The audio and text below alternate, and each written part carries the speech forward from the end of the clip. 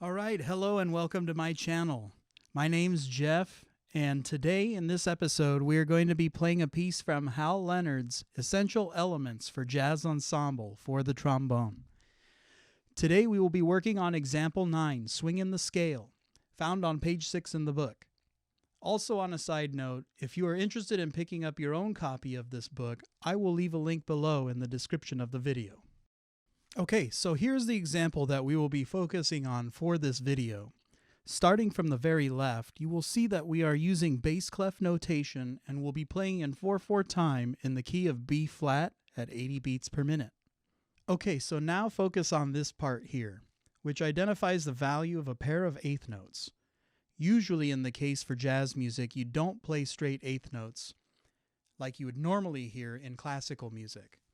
Jazz music is way too cool to play it like a square. You have to lay back and take a little longer to get to that second note so you can provide that fashionably late kind of feel. So, in jazz music, when you see a pair of eighth notes, you play the first note of the pair a little longer than the second. And a good way to visualize that value is shown with a quarter note triplet as the value for the first note and an eighth note triplet for the value of the second. So now, I'm going to bring out my handy drummer in the corner to keep time for me while I count out how these eighth notes should be visualized for jazz music, which I will display for you now under our example. To count out eighth notes, I use 1 on the first note and for the second note. Here we go.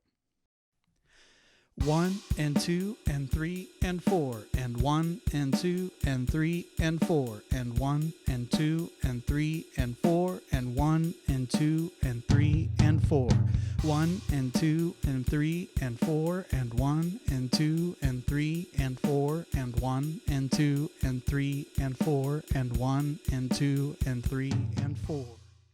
Okay, so at this point you should feel comfortable with counting out eighth notes for this example. So the next part I want to talk about is the two styles of notes that you will play in this example, which is a legato and an accent. A legato means smooth and flowing, or without breaks between notes.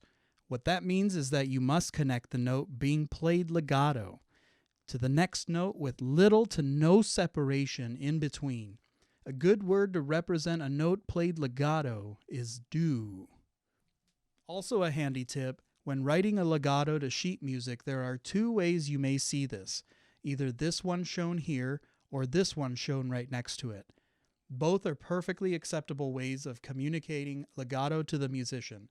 I prefer to use the first one, which is what you will see in our example below. The second note I want to talk about is an accent, which is a stress or emphasis on the note, otherwise known as attacking the note.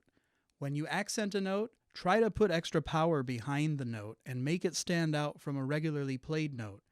A good word to represent a note that is accented is ba. If you take a look at our example, you'll notice that each note starts with a note played legato, then an accent on the second note.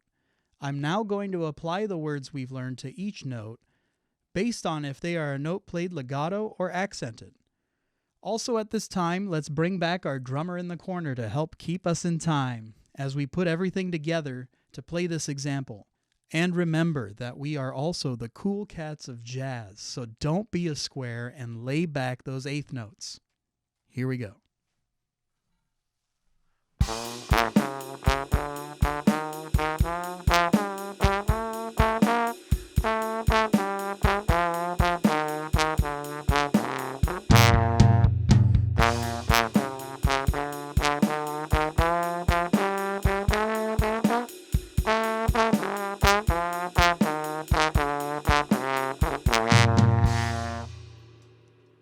Okay, so we've had success. I'm not the greatest trombone player in the world, and I'm just going to be flat out honest about that.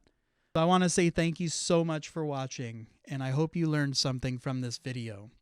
If you have any questions or comments, please feel free to leave a comment below. Also, if you would like to support me, please hit the like and subscribe button. Anything that you do will help and will also help me with being able to create more content for you guys in the future.